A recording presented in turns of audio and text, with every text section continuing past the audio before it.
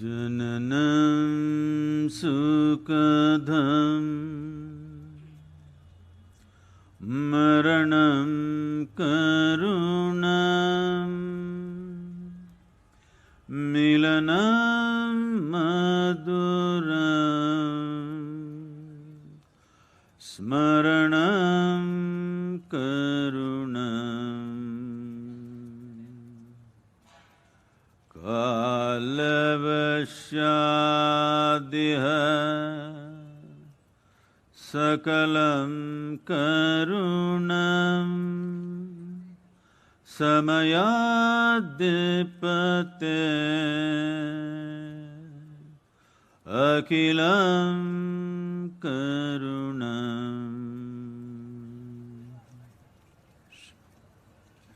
Namaskaram to everyone. Oh, if the lights can be turned down on us and a little bit on the people, on the audience, it'll be nice. Turn down these lights. I know cameras won't be happy, but it's okay. It's about the people. We can turn this down. I'll tell you why.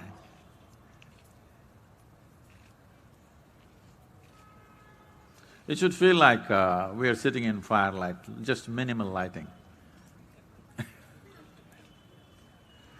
Namaskaram to everyone. And all the little children. I must confess to you, the children, I was a good storyteller, but due to horribly logically imprisoned adults that I've been talking to for last 30+ years, I kind of gave up my storytelling and started speaking with surgical precision. They seem to like it, but they don't know what they're missing because they like the limitations of logic so much. A story or storytelling or experiencing a story is actually like in modern terminology, it's like virtual reality. Today there is virtual reality technologies, people wear all kinds of goggles and sounds, headphones, and they go through a whole experience. We came up with a way to create this experience for people for thousands of years. In this, the important factor is it must be evening, which it is. There must be little chill in the air so that people huddle up close together, which you are. And there must be fire, which we have. Let me see if we can fire. So why this fire, this whole atmosphere, a little excessive moisture in the air, why all these things are needed to tell a story? Well, today, see again I'm falling back to logical expressions. Today we know that just above the fire, you're supposed to be not looking at me, just above the fire, that's where your vision should be focused. And because of the radiation that is caused by the fire, and if a voice is well modulated enough to create the right kind of sound and reverberation, together they will change the atmosphere by changing the molecular structure of the air around us. Today there is science to it. But we went by human experience because today we understand science as realities told to us by different instruments. But in my experience, for me, the only instrument I trust is this human mechanism. What this says is absolute for me, and it's never gone wrong till now. I know it will never go wrong because suddenly it will not shoot up into the air.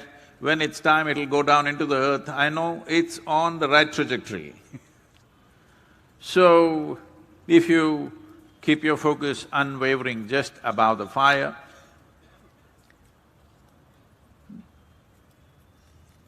Indian stories are not designed to say something and in the end say the moral of the story is this one. This is not a moralistic nation. We did not run this country or this culture based on rigid morality. We always conducted this society by seeing how to stir up your humanity. Because we saw if your humanity is overflowing, you don't need any morality. But in every generation, there must be people who will be constantly stirring up your humanity. If that doesn't happen, without the moral code, then people go a little crazy, which I think we are seeing right now a bit. So, those of you who in between go to their own stories on the cell phone, this lady, hello, yourself, no, you're not supposed to go to your own story, you're supposed to be staring a few inches above the fire and allow the transformation that happens around you to impact you. Because a story is a virtual reality that you experience. A story is not a bunch of facts and in the end one stupid moral, the moral of the story is this. This is not that kind of storytelling. This is that kind of storytelling which naturally gets you into a place where there is suspension of disbelief. That is, what you believe and disbelieve gets mixed up, what is logical and magical gets mixed up. The idea of a story is that you are not trapped in your logic, your life touches some magic.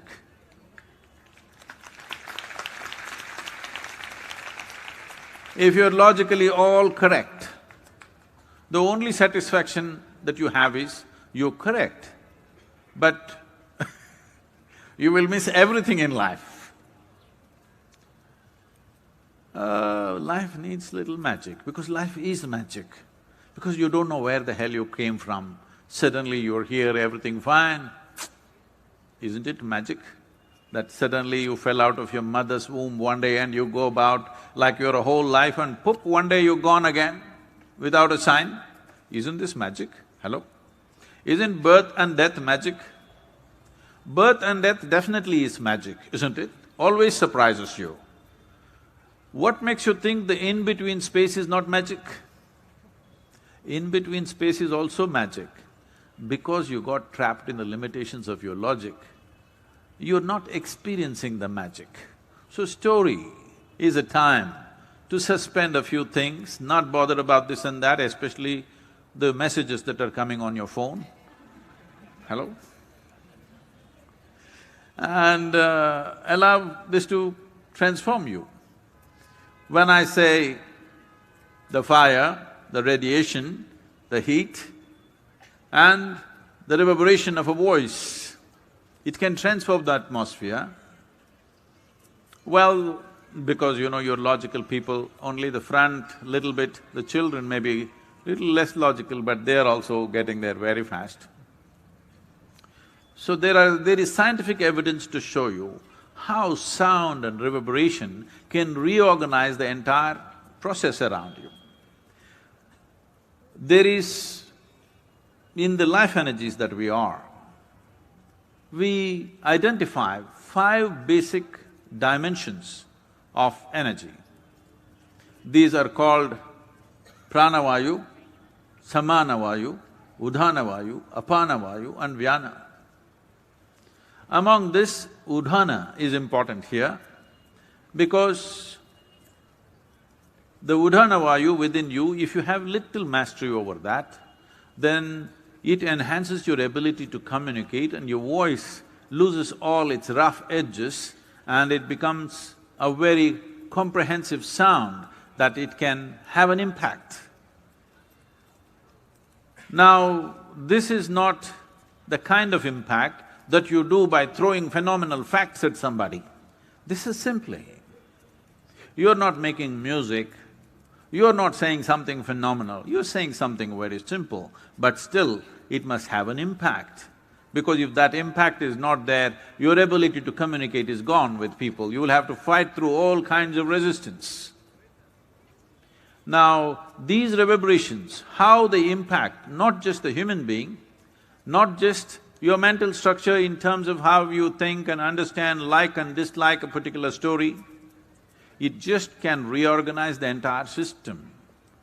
The water molecules within the body and various other aspects of the body can reorganize themselves. As a part of this, I wanted them to show you, many of you might have seen this, there is a short video about experimenting with reverberation and how it changes the patterns of physical structures. Please play the video, let them see this. You should see it more, Chauhan, so that you can sing and transform. Hey, this is a private chat, you're not supposed to overhear. You just gave me the mantra for some magic.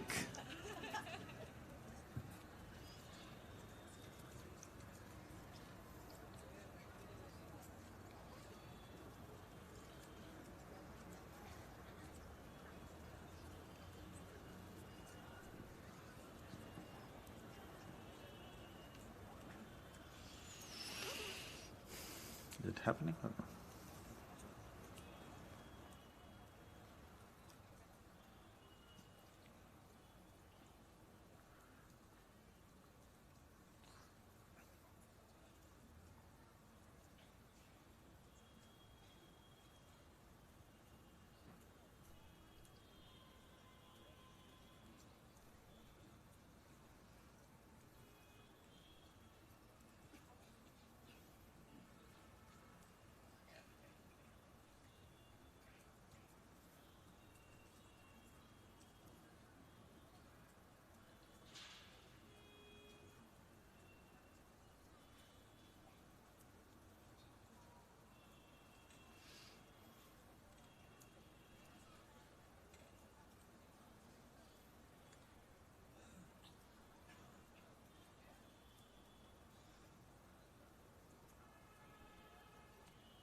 No, audio. Have they seen 2-3 patterns? That's enough. Have they? Okay. So, the story is not about the content of the story. All of you, if you can… not so much light, okay? That was good, what was earlier. If you… this is an important thing about story. That is, without blinking your eyes, you must be staring just a few inches above the fire and simply listen. And whenever I ask you a question or something else, you don't have to answer yes, no, this, that, you just have to say, Hello?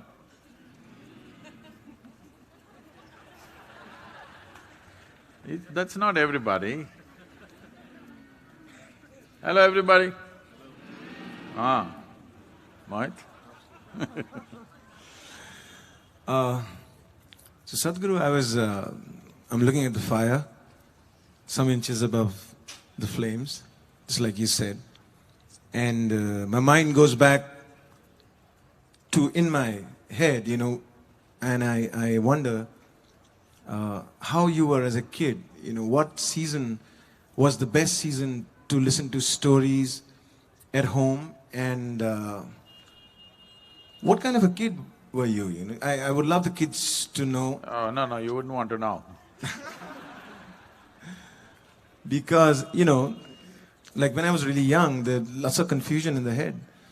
So how was it for you when you were growing up, listening to the stories during different seasons? Just tell us something about that. Oh. I did not have any confusion. It's just that I didn't know a damn thing. And I realized that I don't know a damn thing. So confusion means you thought you knew something and then something else came up, so you got a little confused. I had no such situations because I just did not know a thing. I realized I don't know a thing. So, naturally, Even if something like, if somebody gave me a glass of water, I found a leaf, or if I sat up in the night, I would be simply staring for hours on end without blinking my eyes. To a point where my father started thinking, he's a physician, he started thinking I need psychiatric evaluation because all the time I'm staring at something. My thing was, in a way, to put it in this day's context, I was trying to understand what is the story of an ant, what is the story of a leaf, what is the story of a tree, what is the story of a snake, what is the story of all kinds of grasshoppers and beetles and things that I spent days and months with. This is not a very inspiring thing for children, but I think they're all past that age, so I can tell them. They put me to school when I was just 3.5 years of age because they found I was spilling out of the house a bit. So they thought school would discipline me. So there was a maid who would walk me to the school and she wants me leave inside. I threatened her, "You leave me at the gate, I don't want you to come inside." So this deal went on, she would leave me at the gate, I would wait for her to go, and then I would also go somewhere. And I found, at that time I thought it was some Grand Canyon, okay? It was a Grand Canyon, in my experience. I went there and I started my biological research. So my father being a doctor, he had lots of… those days, those penicillin bottles were there, tiny little bottles. Because there were so many of them, I didn't think he needed all that, so I emptied dozens of them with medicine, whatever there was. And I filled this with tadpoles and insects and bugs and creatures, and my school bag was full of that stuff. And almost for 2.5 months, I think, I did not go to school, I did my research in this great canyon. But then one day they found out and then they destroyed everything. They called my canyon a gutter.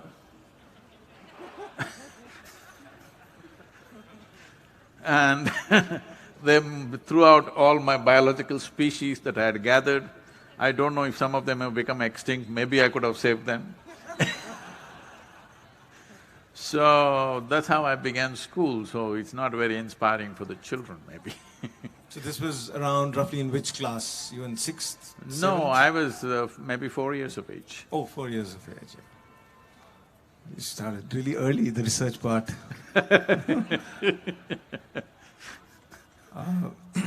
When I was growing up and, in the hills behind my house, there was this big patch of green and a little bit of forest. So there was a whole lot of curiosity about the snails, about any little thing, rushing by, water, sound, and… But one other thing was I used to come home from school and raid my refrigerator or the pantry in the kitchen for some cream of the milk that was boiled in the house. That used to be my first target when I used to come back. And do you have any favorite sort of incident that you would like to tell folks over here? Something… I've heard you traveled on the river for a long time. For many… That was much later. Okay. Now you're talking about childhood. Yes. So,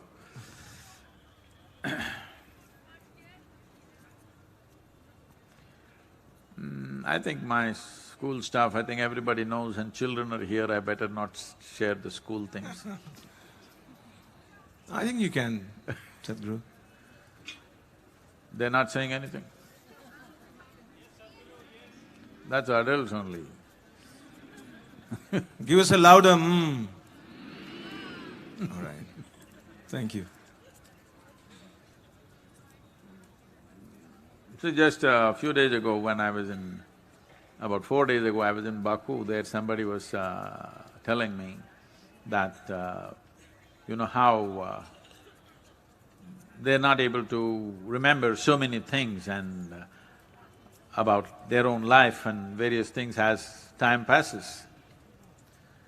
So I was telling them, the important thing about this is, I actually spoke about this when I was in San Francisco for a group of people. that the reason why people have memory issues is they try to understand the world and their life in terms of words and meanings, which is unnatural. I never tried to understand anything in my life. I just drank up the world like a big video that I can replay it whenever I want. Almost anything, I don't remember incidents piece by piece. Some things I remember, some things I don't remember. If I get back, the whole thing just plays on with the most minor details. It's like, I traveled this part of Himalayas, the Char Dham thing, from the age of 19, 27 years, every year I trekked in that area. So the first part of it, going in a bus, I always sat on top of the bus. Always on the top of the bus. These buses were called Bhuk Hartal buses, because he will leave at 4:30 in the morning from Haridwar, and to reach Badrinath, he will reach before the sunset, he has to cross the gate. So he won't stop for lunch, nothing, he will just be gobbling his chapatis and driving smoking and his chapatis and everything. Right there he will get down and do his toilet stuff, and he'll get back, but he won't give us any time for anything. So I would just buy a basket of apples and just eat apples all the way along. Because anyway, those days when we came to North India, by the time we crossed Vijayawada, that was the best last meal we would have, the train. Once we crossed Vijayawada, after that it is aloo puri, aloo matar, aloo gobi, aloo, as we go into the hills, it's just aloo.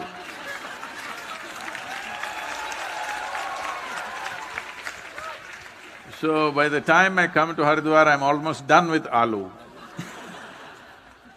So I'm just eating apples all the way. So I would always sit on top of the bus because I don't want to miss anything. And later on when I started driving on these roads, now I think the traffic has increased. Even then there were lots of landslides and things.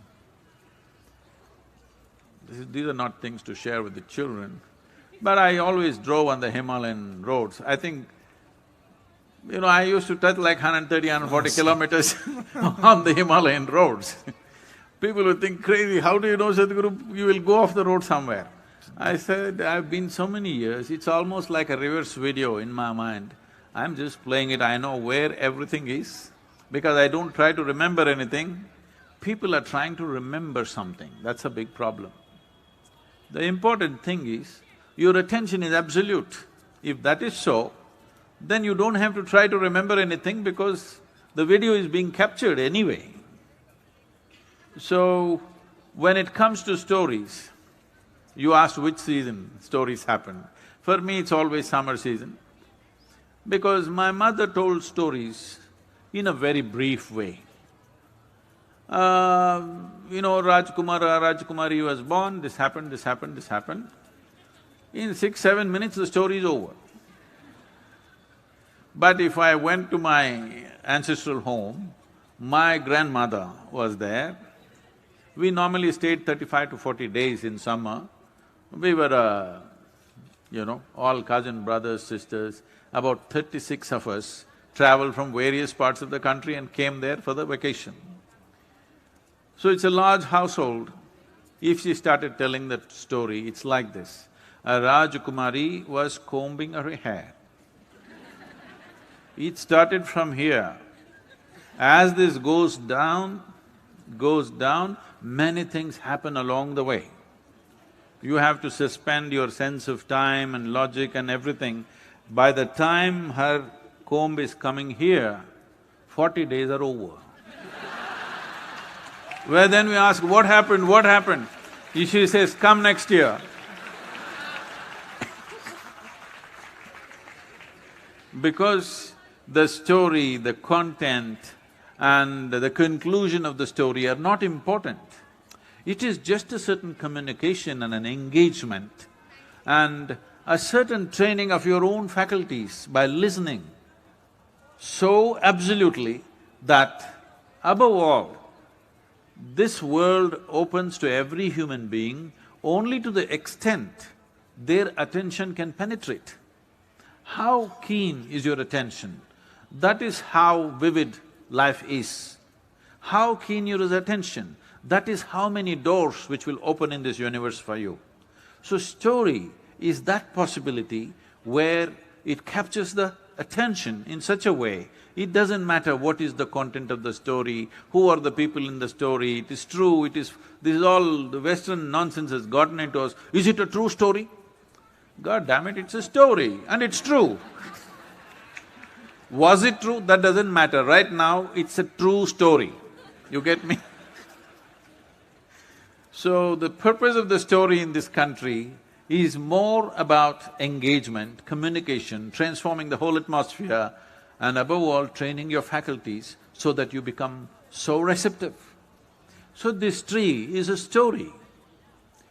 So, I was just paying attention, what is the story of this tree? Not exactly articulating like this, but you pay attention to something because you want to know everything about it. If you know everything about it, we don't know what all struggles it's gone through. Every time people gather here, what fears it goes through that they may take it down everything it's going through. I would like to know the story of the tree. If only people had heard the story of this tree, oh, we would have definitely created a better world than what we have right now.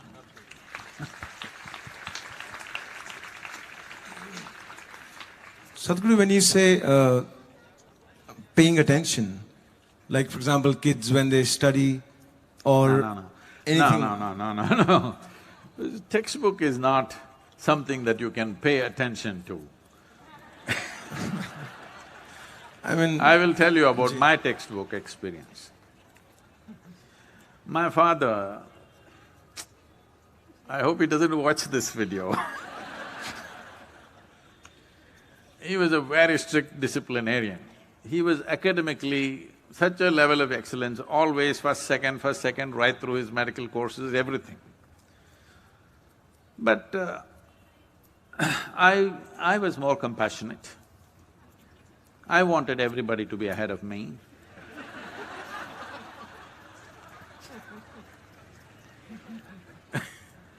So, all my test papers, I always…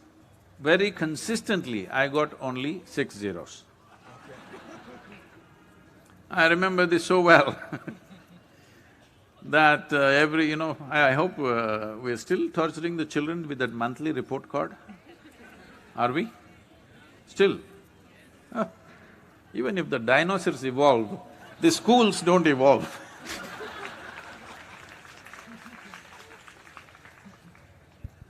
So, they give this report card every month.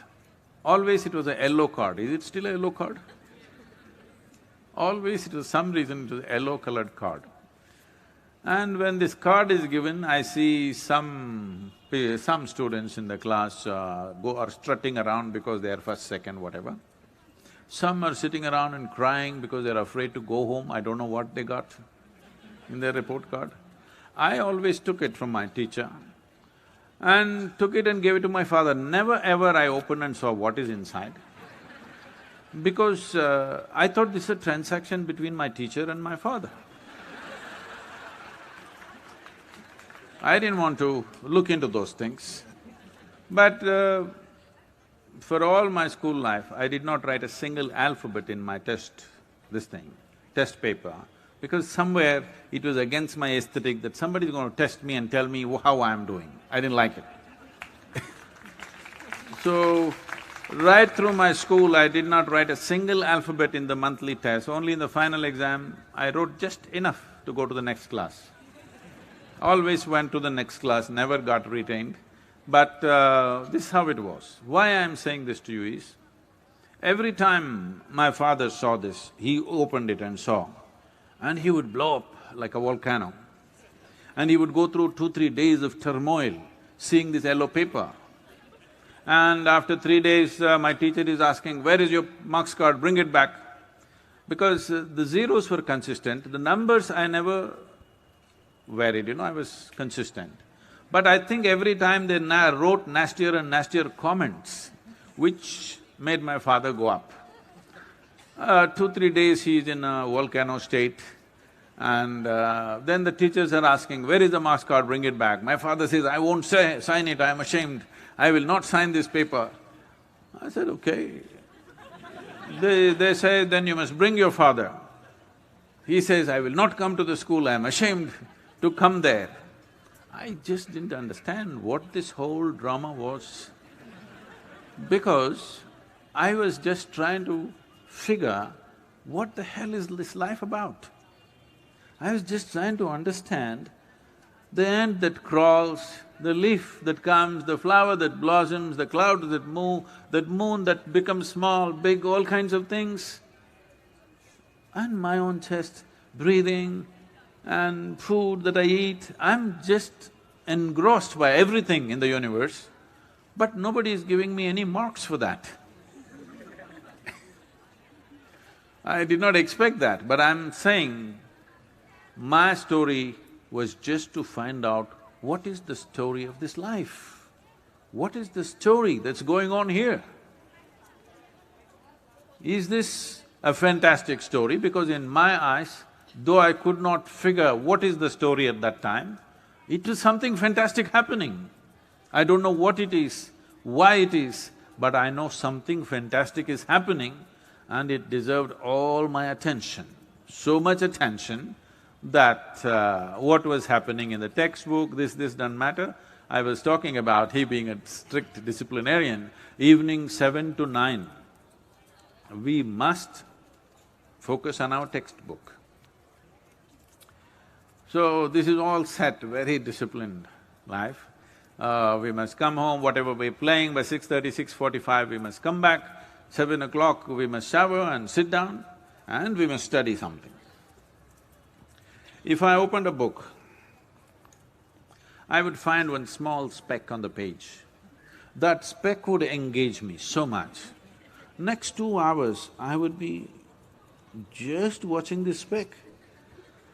This speck would become like a doorway to the universe for me. But I wouldn't read a single word in the textbook. But I wouldn't be looking around here and there. Anybody who's looking at me, in their imagination, they would be thinking I'm reading.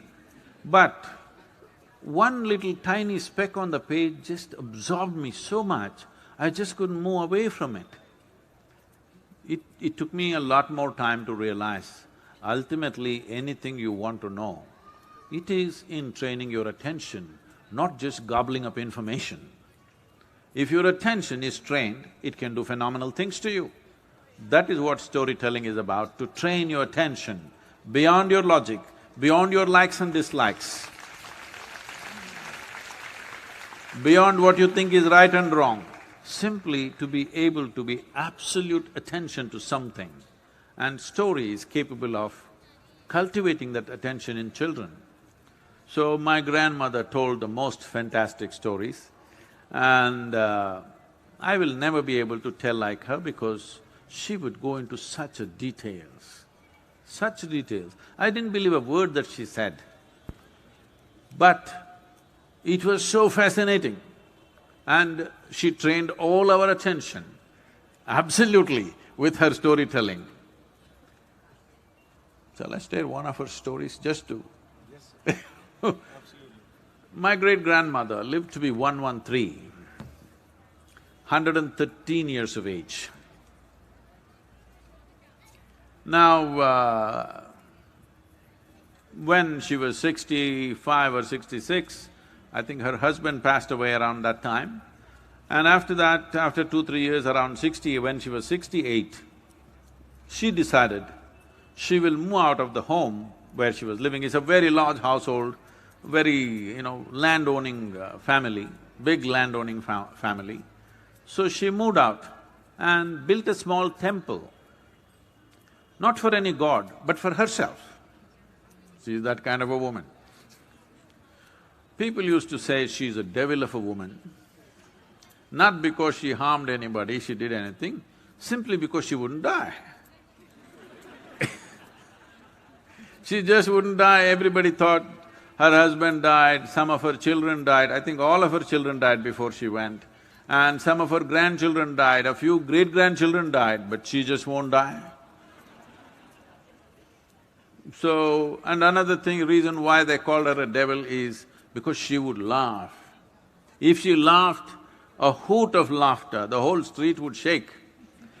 Those days, women were not supposed to laugh so loudly. They were supposed to laugh in a controlled way, hee. Beyond that, they're not supposed to laugh.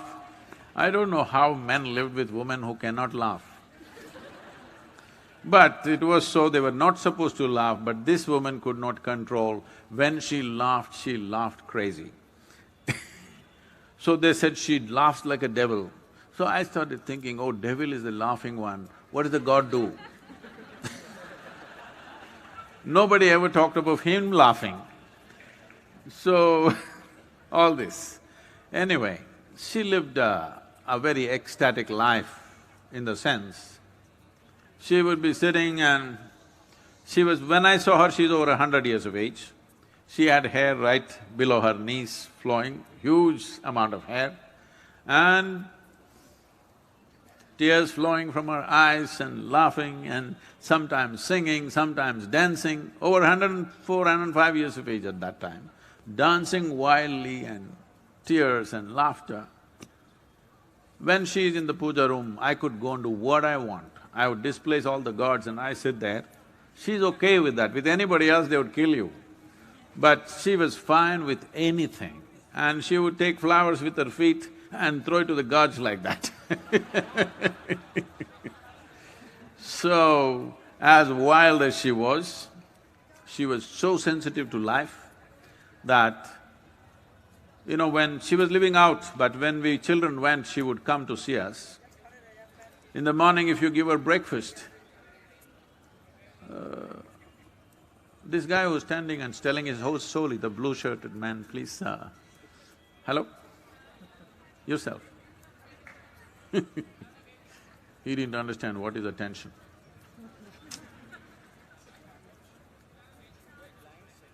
No, not him. Oh, I'm so sorry. I'm so sorry. Please, somebody take care of them.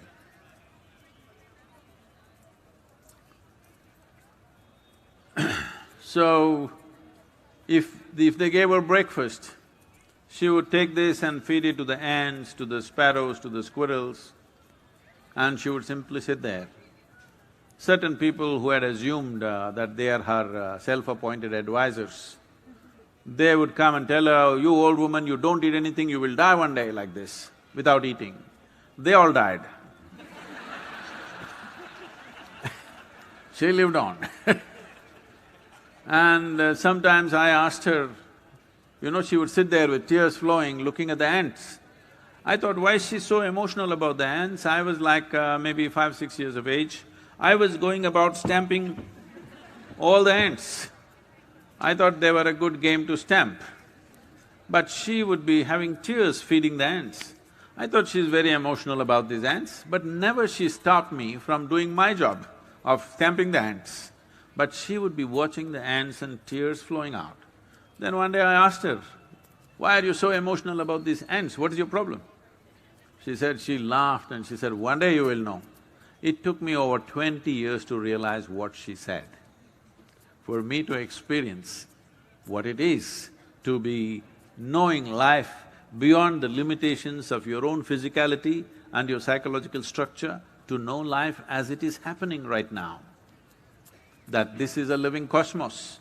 Either you are a part of it or you live here, you versus cosmos. You versus cosmos is a stupid competition to get into. Hello? You versus cosmos is an absolutely idiotic competition to get into. But this is how it is. If you are committed to your identity of being an individual, unknowingly you have become you versus the cosmos. You're talking about one's insecurities, anxieties, sufferings, all this is just this. You are you versus cosmos, you have to suffer, how else? So to realize that your body and mind, your physiological structure and psychological structure is not a trap, it is a possibility to go beyond. To realize that it took over 20 years for me after she said those words. But this is the power of storytelling, that it takes you beyond the logic of your psychological structure. And when we sat there listening to her, though I didn't believe a word of what she was saying, I knew she never met these Rajkumaris and Rajkumaras and their hair and stuff, she was probably talking about her own hair. But the important thing is, she grabbed our eyeballs, absolutely, absolutely. And that was the only function, really. She grabbed without uttering one endearment, without telling I love you, without even hugging you or kissing you or anything. She just grabbed us and made us a part of herself. This is the power of storytelling. So that's how I experienced storytelling. Every summer we were just waiting to get back there. But I saw her only consciously, probably only 5, 6 years after that, at the age of 113. Till the last day, she was completely independent. At the age of 111, she got throat cancer because in those days, women were allowed to use tobacco only after they got married. Before marriage, they could not use tobacco, but after marriage, they could use. So she got married at the age of 14. On the very first day, she exercised her right. From that day onwards, she's been chewing tobacco. 99 years she chewed tobacco. At the age of 111, she got throat cancer. She refused to go to the doctor, she refused to take painkillers, she refused to be treated. About 1.5 to 2 years she suffered, it was swollen like that. I saw her in that condition, she couldn't speak, but she simply sat there without medication, without painkillers, and after 2 years of that extreme pain, she left. Until the last day, whatever she needed, she was doing for herself, living in her own temple. A temple not for a god, but for herself, because she felt she deserves a temple.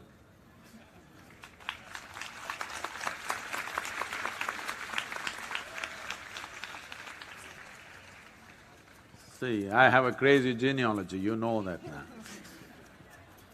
Absolutely, Sadhguruji. Sadhguru, like I come from the hills and Lord Shiva is the big boss there, every household, every village, and all the little gods, every village, the village god is an incarnation of Lord Shiva in some form or the other. So when we came down to Coimbatore, we were so blessed to see the Adi Yogi over there in his glory in front of the Velangiri mountains, the Adi Yogi, and I would love you to tell us the Adi Yogi story maybe for the folks over here. Or how did you come across Adi Yogi for the first time and what did he do to you? Well, now with a big Adiyogi face and many things I have done, people think I am a devotee of Shiva. I am not a devotee of Shiva. I am not a Shiva Bhakt. He kind of forcefully invaded my life.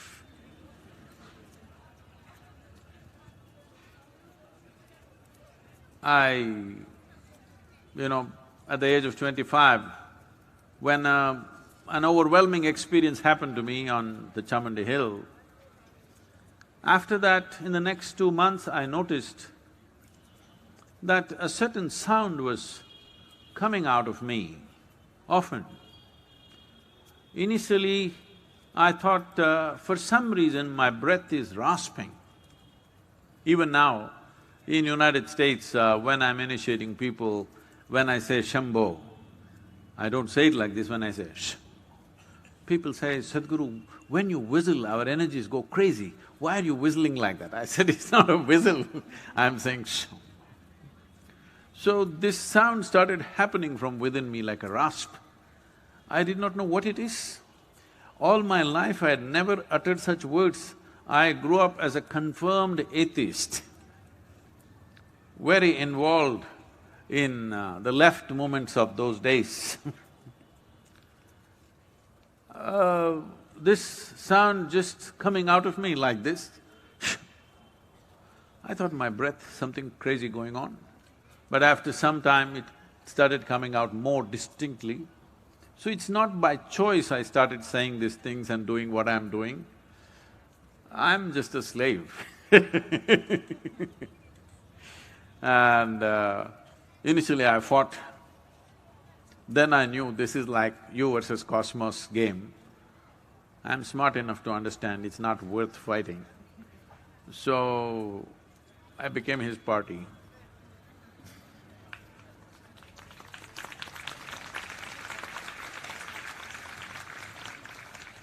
You know, in Coimbatore, at the Isha Ashram, you have the most beautiful and the biggest, I call him Lord Shiva, but he calls him Adi Yogi. And he sits there in front of the Wellingri Mountains. And where you spend a lot of time, Sadhguru, this time and the past time. No, don't go into all that. Okay. We'll scare the children. Yes, yes, Tell me. please. No, you're saying something. No, it's just sort of, you know, the beauty of it that I experienced over there, that was what I was trying you to, for you to explain just a little bit. Well, now it's a real story, okay? Hello? Now 3 inches above the fire, all this you must do now.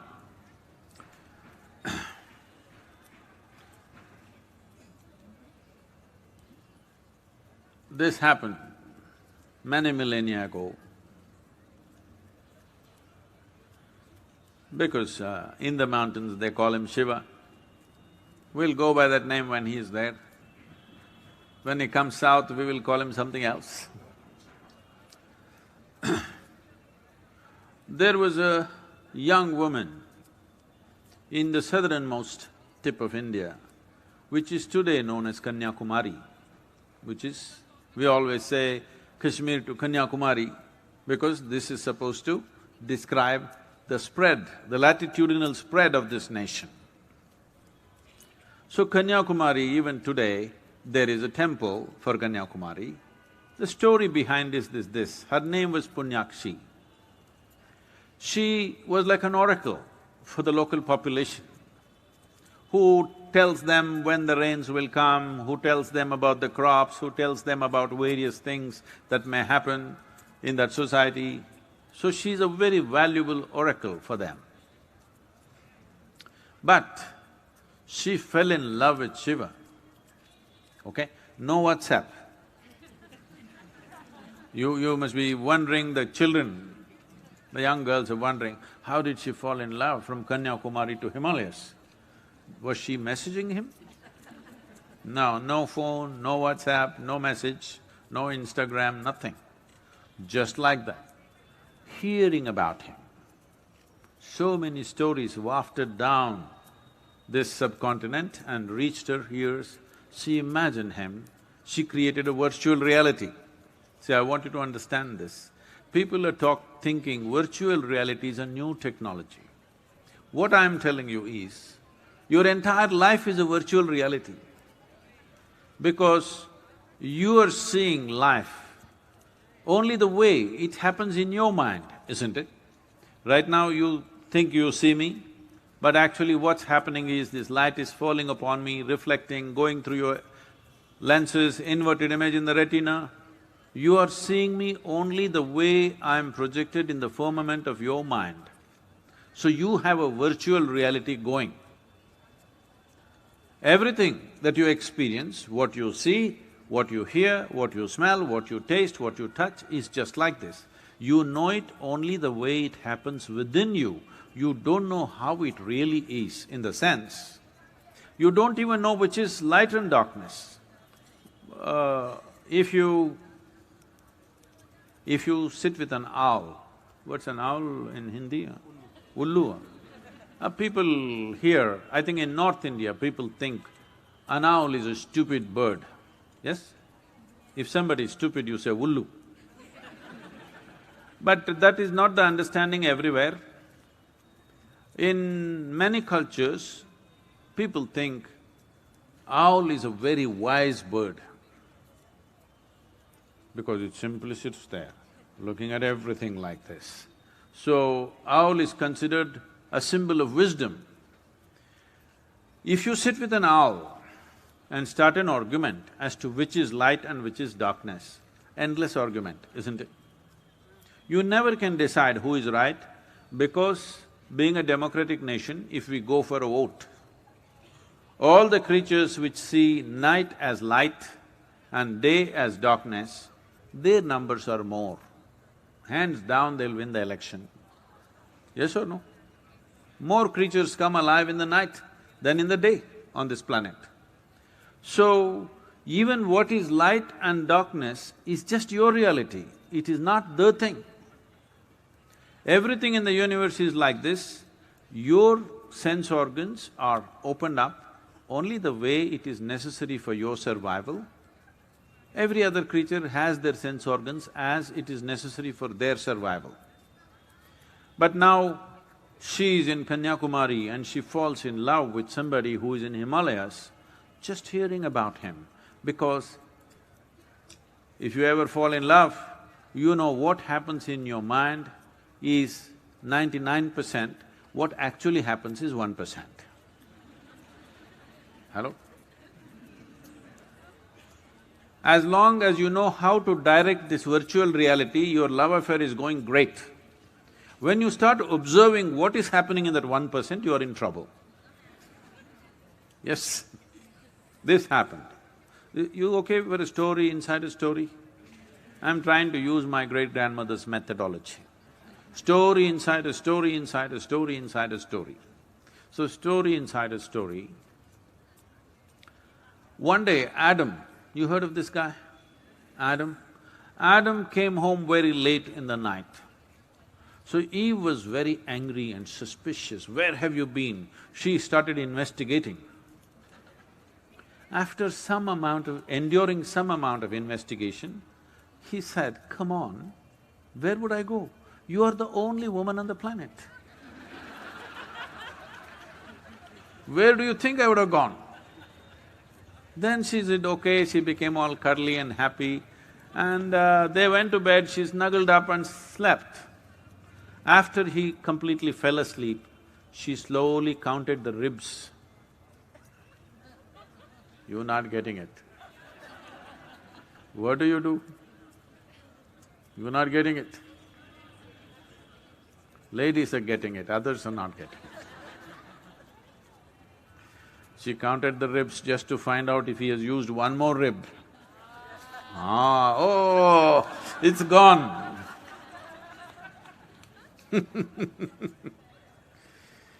So, she fell in love with Shiva and she did not blow kisses, she threw her heart away, northward. Somehow Shiva caught it. And though he was an ascetic, a yogi, but married, but this heart was so vibrant, he could not say no. So he started moving south, almost like being drawn, because one dimension of Shiva is that he is a bole. That is, he is innocent and has no intention or determination about anything, whichever way it draws, he goes that way. This heart was so intense, he simply started moving south.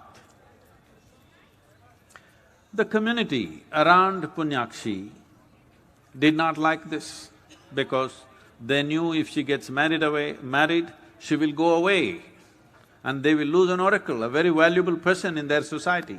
So they tried to convince her in so many ways, but she has already thrown her heart away. So what to do? Either she has to go, but she is a young woman, instead of that she is waiting for the rubber band effect to bring Shiva here. Can I tell one more story inside a story? Now you guys are not getting, you can't even count ribs, what to do with you?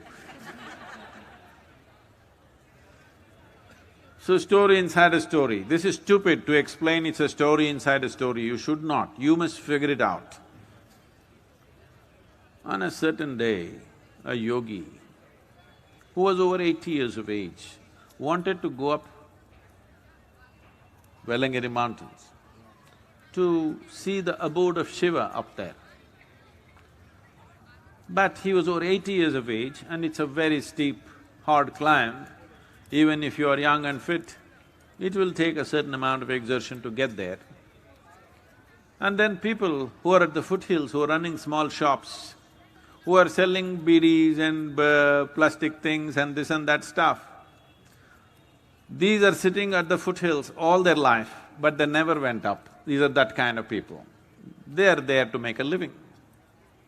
They saw this over 80-year-old yogi wanting to go up Velangiri hills, and they said, "Hey, old man, you are not going to go up this mountain.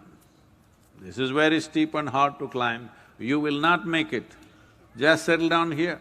There's a little temple here, settle down here. You are not going to go up there." So the yogi looked at them. These are all danda people. They don't understand what it means to go up anywhere. They're just trying to make a living. He said, "See, it's not about me going up or not going up. It's just that my heart is already gone there. The rest of the body will just catch up one way or the other." So Punyakshi is in that state, but being a young woman, she is dignified, she doesn't want to go, she wants him to come. And he being little mindless, he's mindless. Mindless does not mean mad, because madness can only happen in the mind. One who is mindless is absolutely sane. Yes? Madness can only happen in your mind, isn't it? If you don't have a mind, where is the problem of madness? There never will be a problem of madness in your life. So he is mindless, and when he sensed the intensity of this heart, he just started moving south. Then the local community started devising all kinds of obstacles to see that they don't lose their oracle. But he starts coming south and he's coming closer and closer, the information is coming that he's getting close. So these people went halfway up, met him up there and said, "You cannot marry this girl." But he was in no mood to even listen. He just kept going south. Then they said, "See, if you want to marry our girl, you must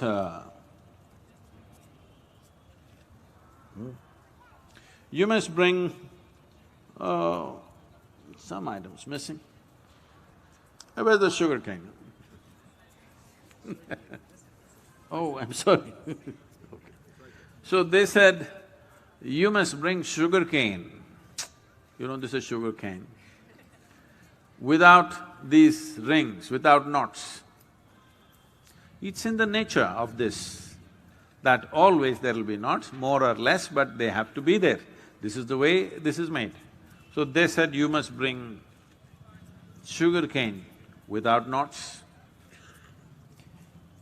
And they said, "You must bring a coconut without ice." In the south, they say once you remove the fiber that is there, once you remove it, this coconut is like Shiva, it has 3 eyes.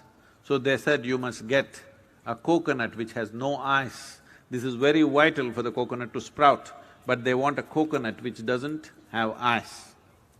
And they wanted a betel leaf which doesn't have vines, that is, it doesn't have these vines in it.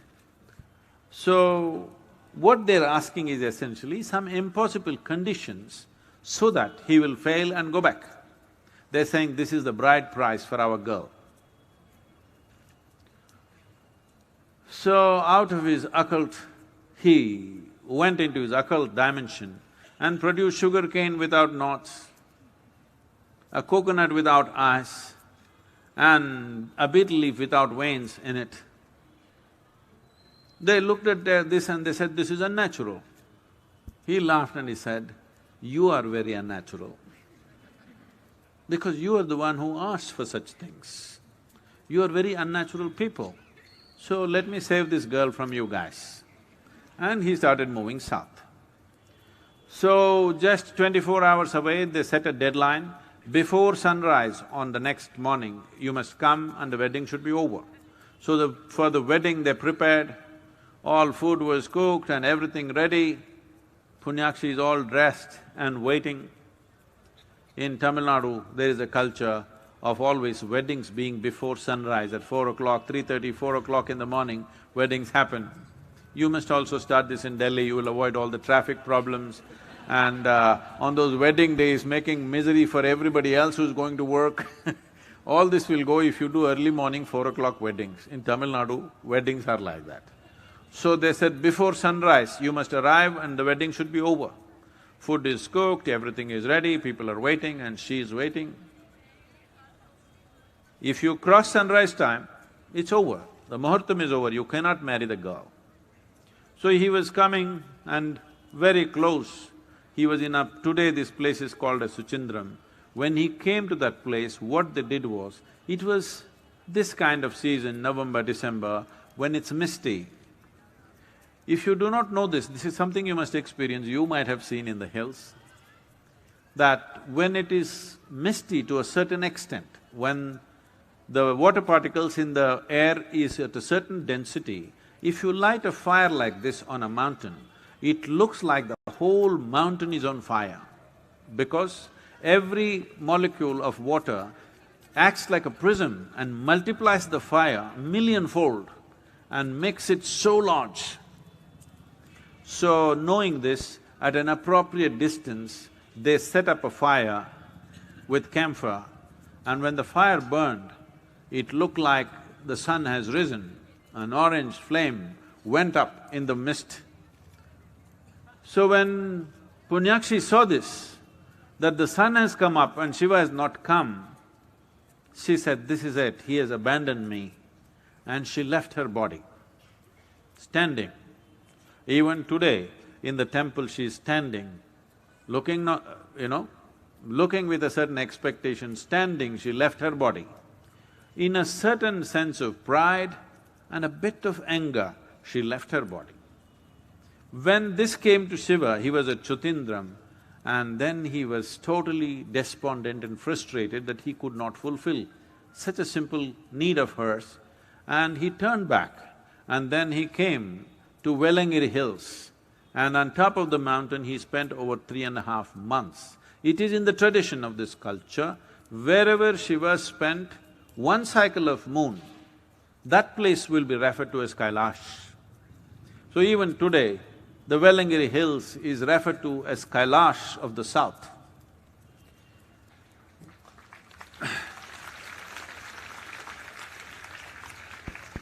Right from my infancy, right from my birth, I would say, this is a strange thing, probably, or people think so at least, I don't think it is strange. I think every child is capable of this. I remember things that happened around me when I was 3.5, 4 months of age.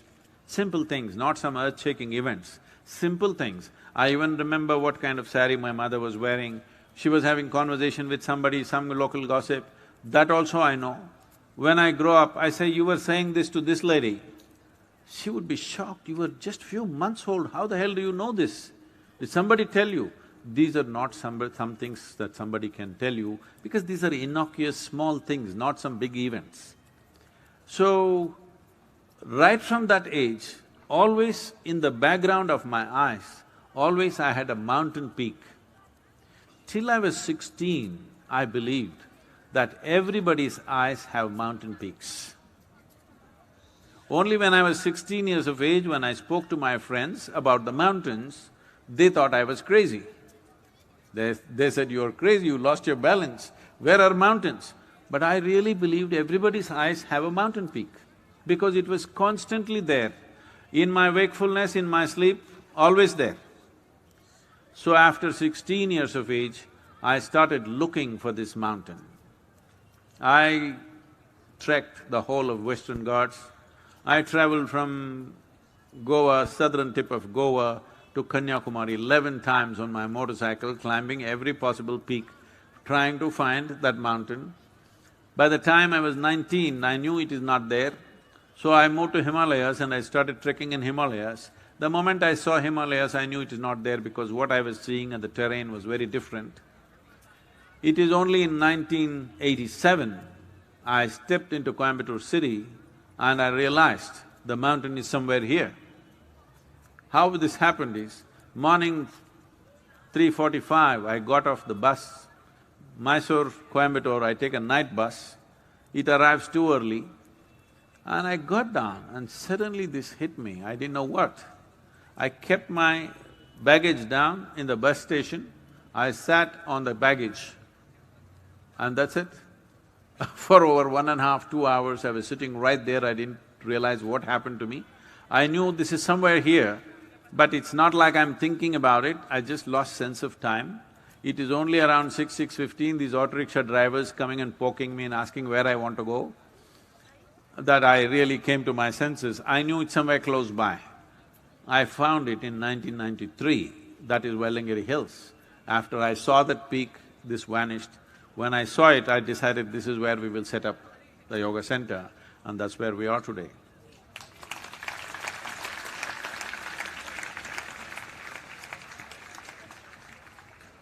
Well, that's really amazing, Sadhguru. I mean, being able to see things like that, and thank you so much. We're so blessed to have you at this edition of Kathakar, Sadhguru. Thank you so much for coming.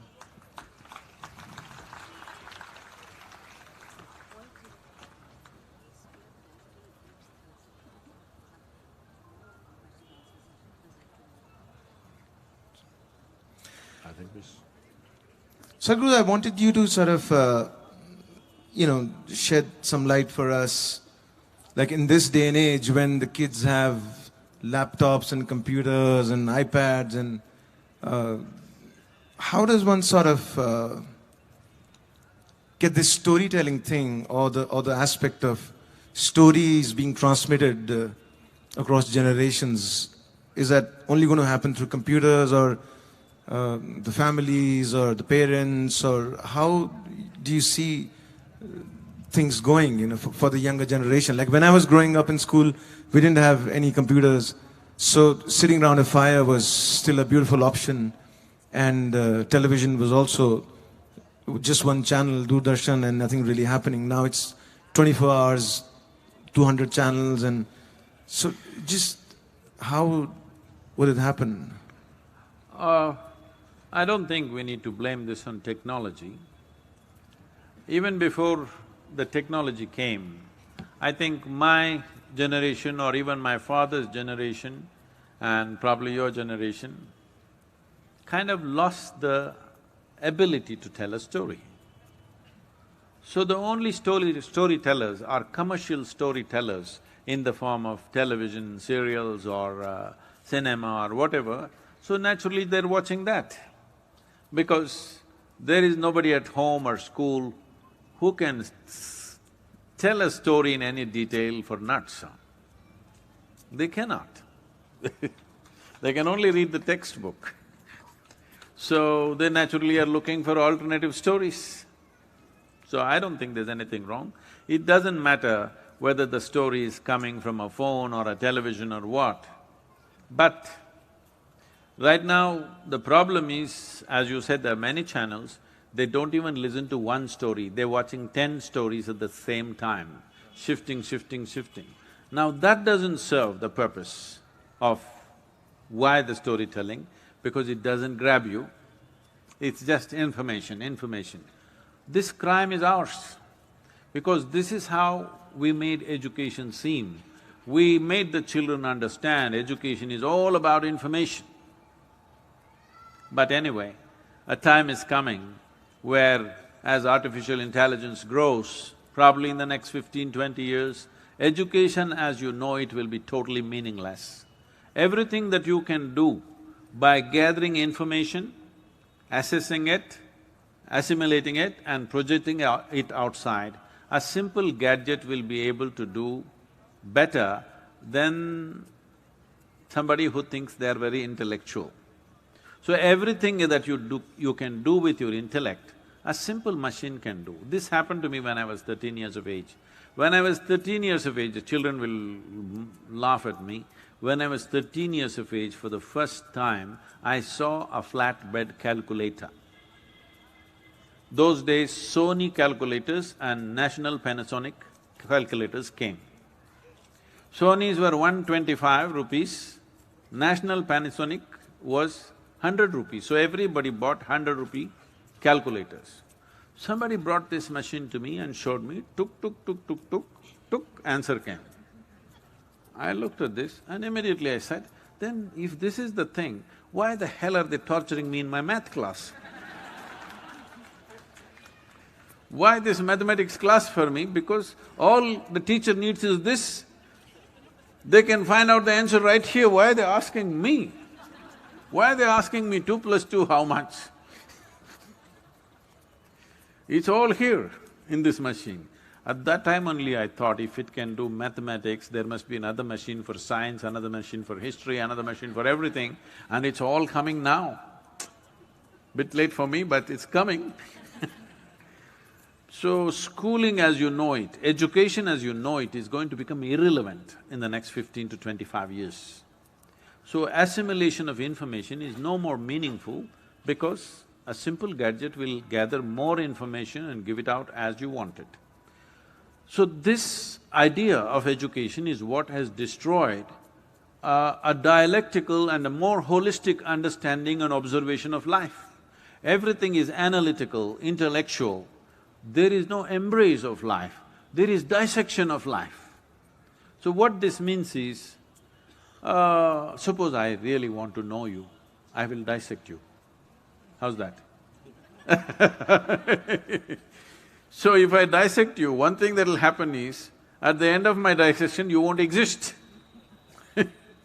So this has become our way. Whatever is given to us, we want to dissect either physically or intellectually.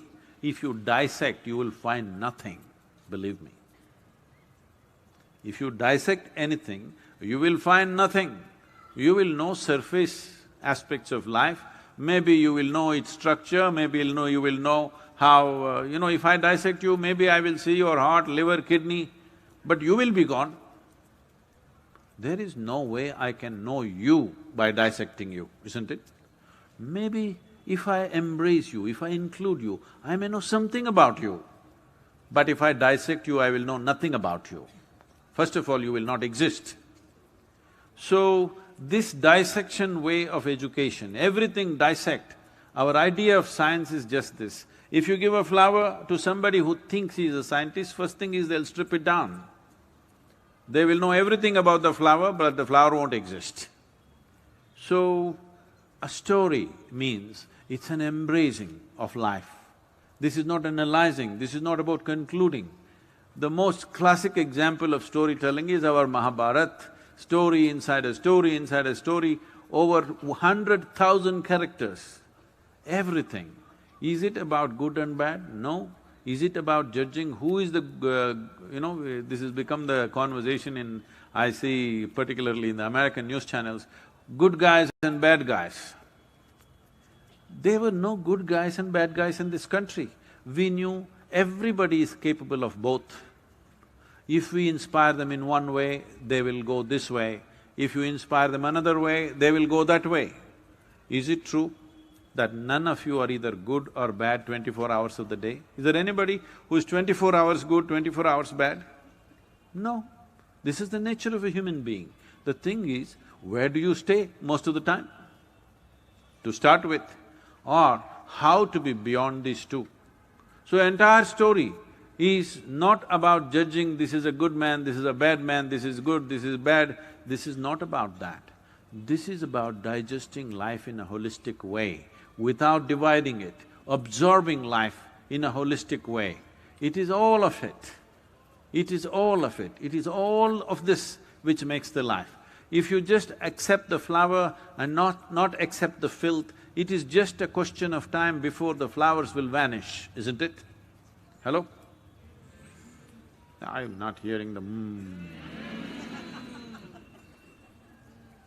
So, essentially, life is happening like this. It is the filth that you put at the root which becomes the flower. Filth doesn't look like a flower, definitely does not smell like a flower, but just see from that filth how much beauty and fragrance has come. So, we don't divide what is filthy and what is sacred. I must tell you this. Somebody came from Australia many years ago, when I was still a youth in Mysore.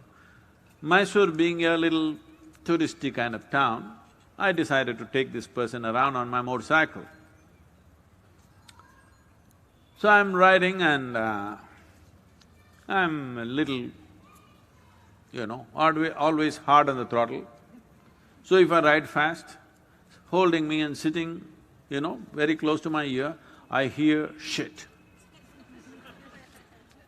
Well, today I think people are shitting all over the place throughout the day, but those days it was new. Then if I brake hard at a certain moment, then I hear shit. If they see something beautiful, oh shit. If the food is very spicy, oh shit. Something is very nice, wow, this is real shit. Then I'm looking at this, what is this? Because for me, this business is over in the morning.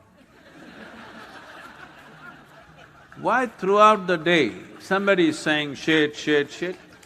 Then I thought maybe they're constipated and they're trying to invoke themselves. But then I observed, then I saw they're getting angry and they say, shit, and they settle down. Oh, I thought, oh, it's working. Anything that's working, I don't wish to disturb. Then I thought, see, with the whole understanding of science, we came to certain words which we refer to as mantras. Mantra means a pure sound, which has a certain kind of reverberation with a specific intent. So we came to a powerful word called Shiva. Even in the word Shiva, it's the Shi which is powerful, Va is added to dampen this. For those of you who don't understand what I'm saying, we conduct programs where we prepare people to a certain level of sensitivity. When they come there, if they say Shiva, they'll burst with energy. When this burst happens, you need some control. So sound Va has been added.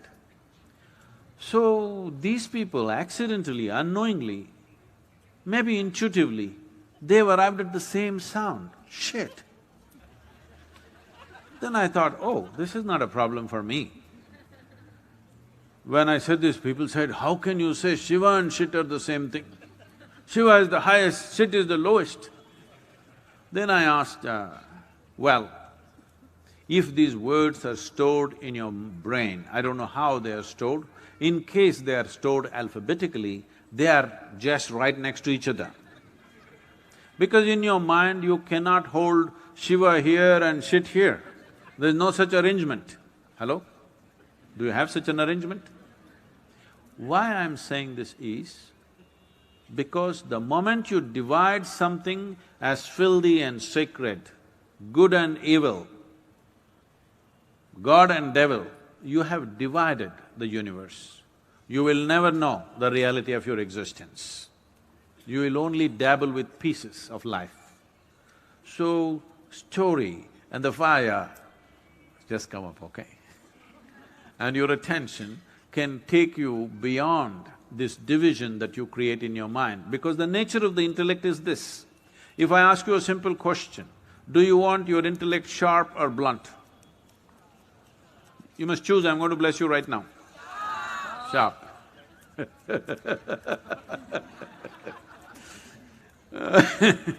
So you want it sharp, so you understand it's a cutting instrument. I was trekking in Tibet, when, every year we've been going to Kailash, Mansarovar treks. So I'm in a tent and doing some work. Another person is cutting an apple inside the tent.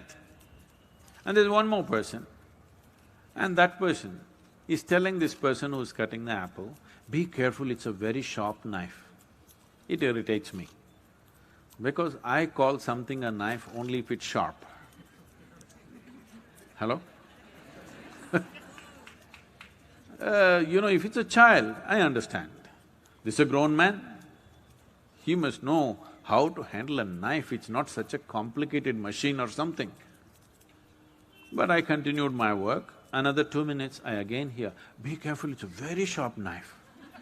I said, hey, come on, leave him alone. He's a grown man, leave him alone, he will know how to handle a knife. No, Sadhguru, it's a very sharp knife. Then I continue my work. After another 2 minutes, I hear a whisper, it's a porcelain knife, it's very sharp. Another 2 minutes later, this man cuts his hand. I said, okay.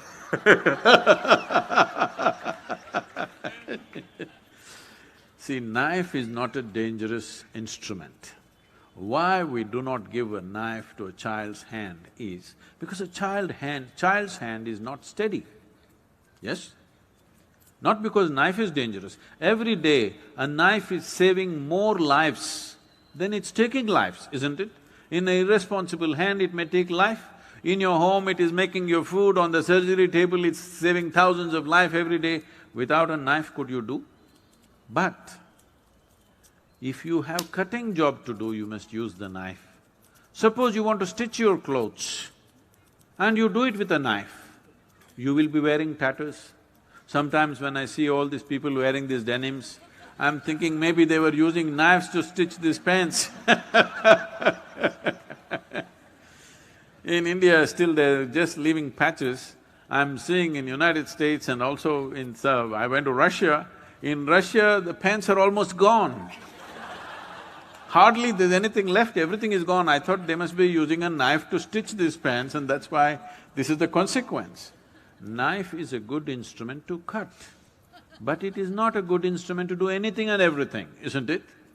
So similarly, your intellect is a good instrument to dissect a few physical things and know, but it is not a good instrument to know life, because it'll cut everything into pieces.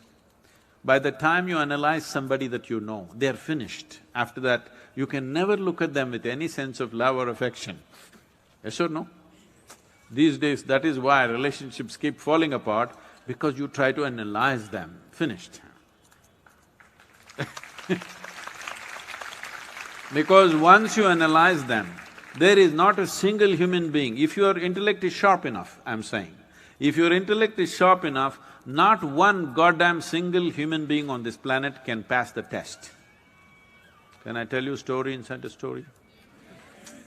A lady went to the butcher's shop and a lot of this chicken were hanging. For some reason, human beings have this kind of, kink in them. For a chicken, its feathers are its dress, colorfully dressed they are. But they pull out all the feathers and then they say this chicken is dressed. I never understood why.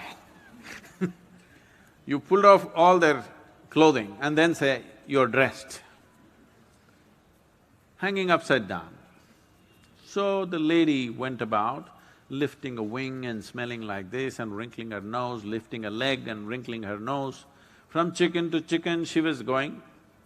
This was having an effect on all the other customers, they were all looking, maybe it's old, maybe it's bad and whatever.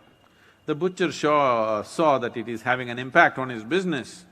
So he went to the lady and tapped her on the shoulder. She turned back. He asked her, ma'am, would you pass a test like this?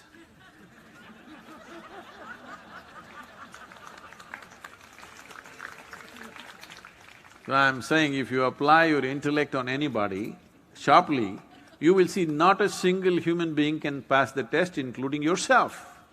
Hello? So this is why you must understand the story. These are all different kinds of stories sitting here. Each one is a story, isn't it? though they try to behave like,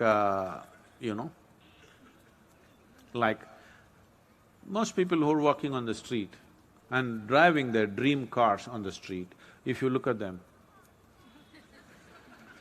I think they're trying to practice their last pose in their life, how they should look when they lie in their funeral.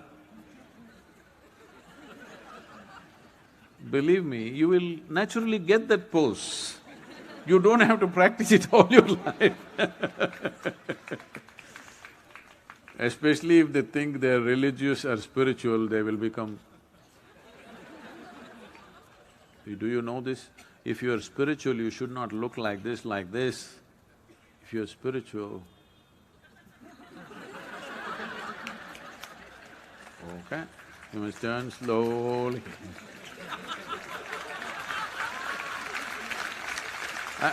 Oh, the camera's caught me.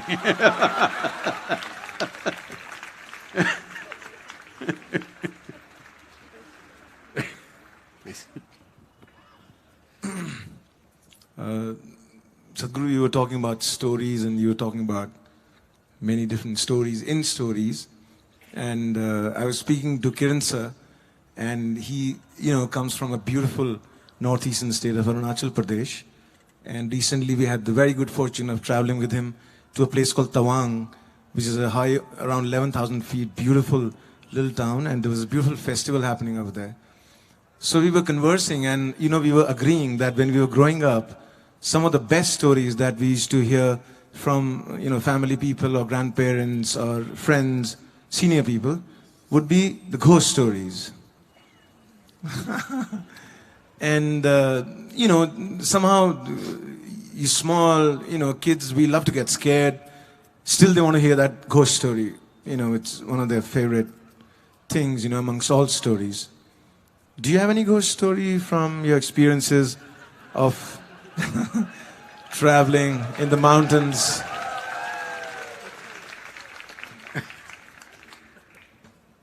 Wow. This is really getting him into trouble. See, the purpose of telling you ghost stories was not to scare you, but to give you a hair-raising experience. This happened in a barber shop in Louisiana state. The whole place was filled with all kinds of horror comics and ghost stories and all kinds of things, only that. No newspapers, no other magazines, only these things. So one day somebody asked the barber, said, "Why have you put your whole place with this kind of stories in your saloon? You don't have anything else, nothing about styles, about fashion, nothing, only ghost stories and horror stories, why?" He said, "See, for my profession, if somebody's hair is standing, it makes it much easier."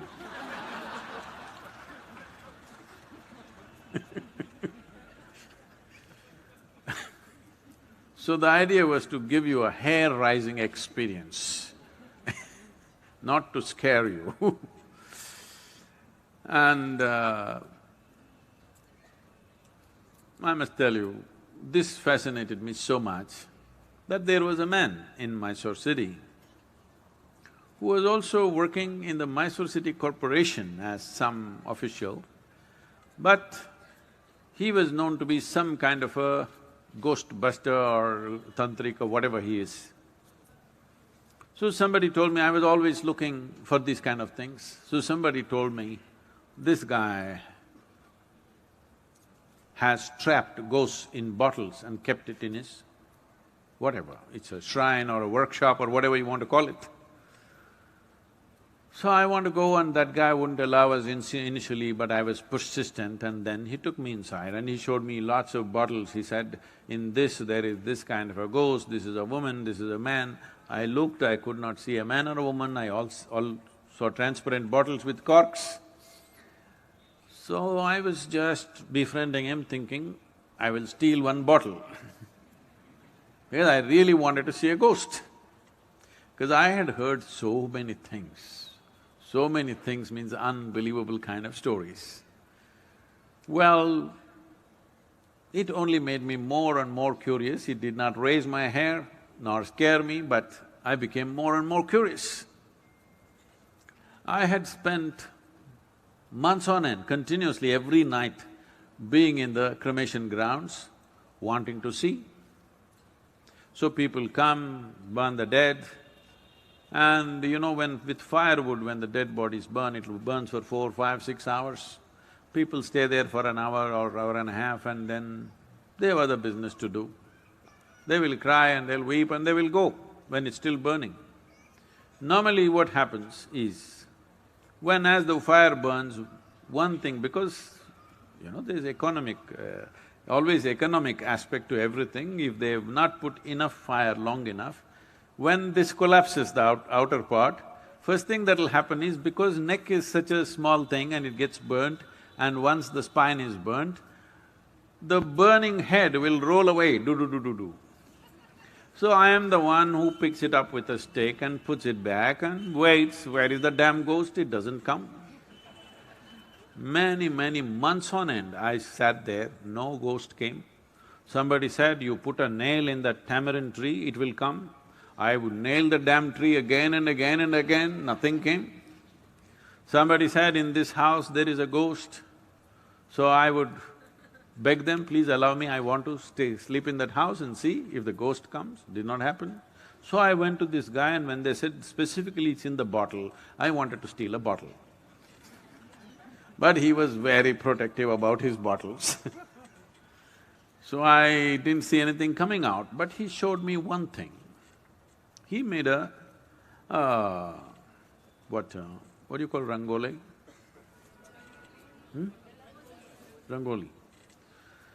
So he made an elaborate design with rice flour. In the 5 corners of this, he kept one egg. He did all kinds of things and poof, he clapped his hand, pop! All the 5 eggs burst right in front of my eyes. So, I thought, something. I don't know whether it's a ghost or it's a thing, whatever, but definitely he did not reach out to these 5, he was standing away and all the 5 eggs burst.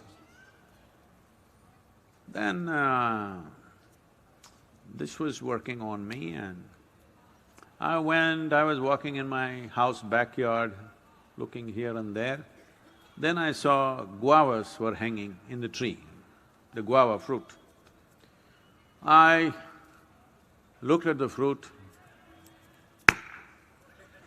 fell. I thought, what? I did it again and again, the fruit fell. Then I brought my friends and just, you idiots, watch this. Fruit fell. They said, what? Not once, 5, 10 times I did so that it's not an accident. But then, in about 3 days' time after I did this, a revulsion, I've never experienced it ever in my life because I've never stepped into those areas. A kind of revulsion went through my entire body that I knew that I had done something very fundamentally wrong. Never again. I said, you want the guavas? Go up and get it. You want anything in your life, go and get it. These kind of things we will never again do. So, I realized something is fundamentally wrong, use your energies like that. So what is a ghost? All of you are ghosts with a body.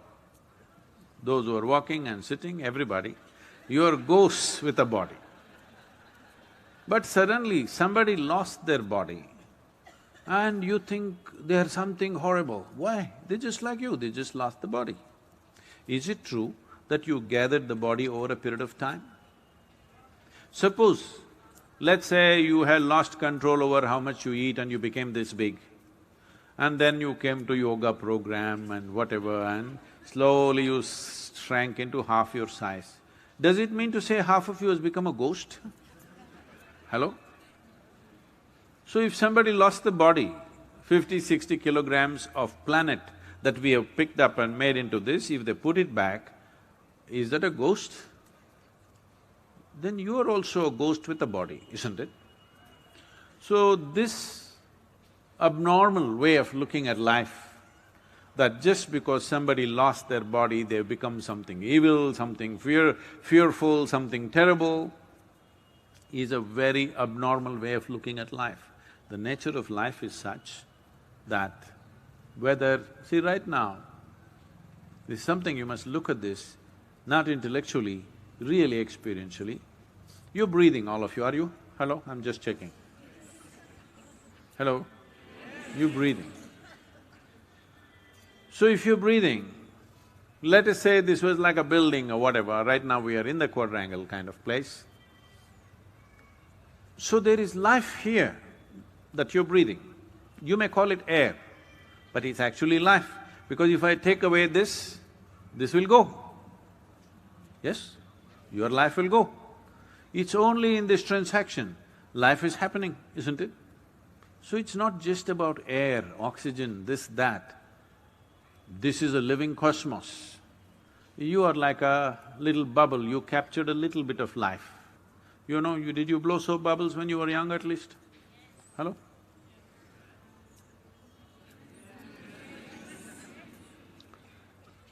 So when you blew your soap bubble, you got this big bubble, I got that big bubble, let us say. We were looking at this, oh, this is my bubble, this is your bubble.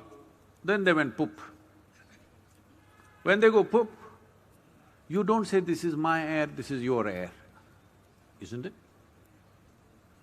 This is just like that. This is just a bubble. You captured a certain amount of life and it's functioning in a certain way. When this bubble bursts, there's no such thing as your life and my life. Well, you may not break the entire bubble, you may break the outer surface of the bubble and the inner surface of the bubble may still remain. Just because the outer peel has dropped off, do you call that a ghost? Then you are a ghost with a body.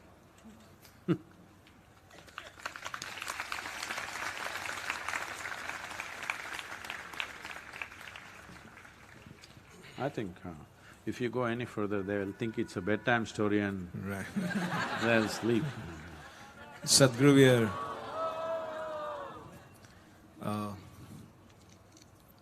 before we do that song that we do, you know, there's this ancient arti, it used to be sung in Shiva temples long time back, now it's not. And I heard it and, I sang it for him and he blessed that arti with me, and so we sing it together whenever we meet.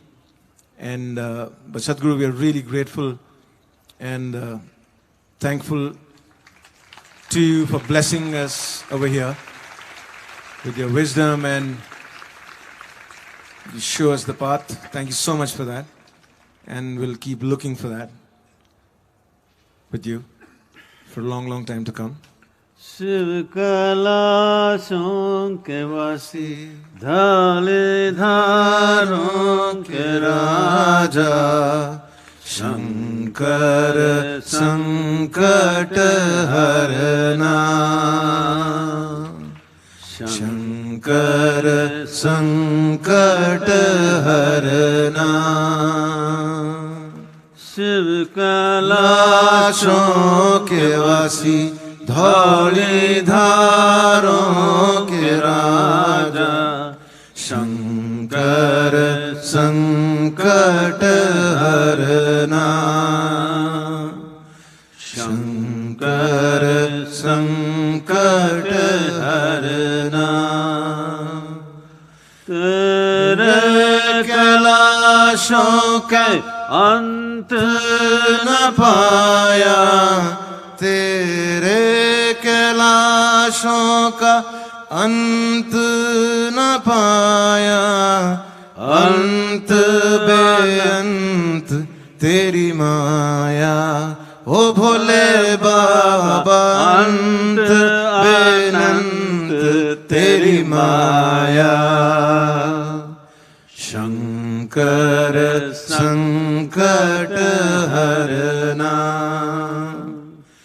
Shiv कैलाशों के वासी धौली धारों के राजा शंकर संकट हरना bell की पत्तियां भस्म आर्द थोरा बेल की पत्तियां भस्म आर्द थोरा शिव जी के मन को लुभाए। ओ भोले बाबा शिव जी के मन को लुभाए। शंकर संकट हरना शंकर संकट हरना ओ शिव कैलाशों के वासी धौली धारों के राजा शंकर संकट हरना शंकर संकट हरना।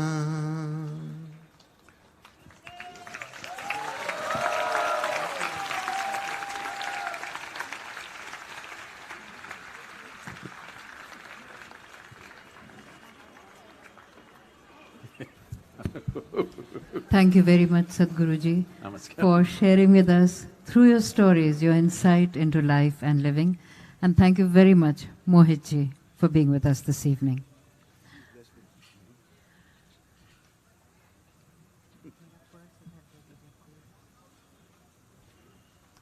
Thank you.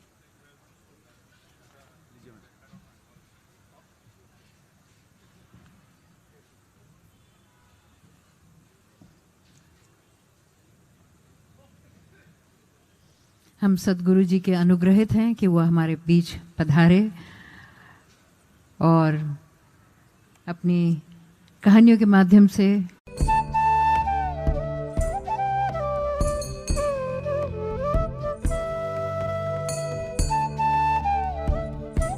If you are given a choice between living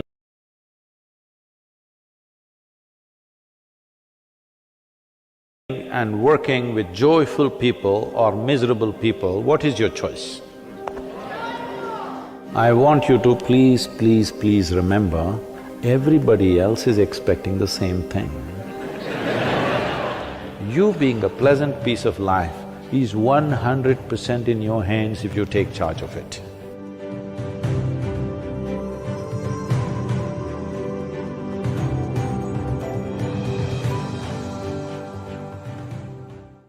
If you are given a choice between living and working with joyful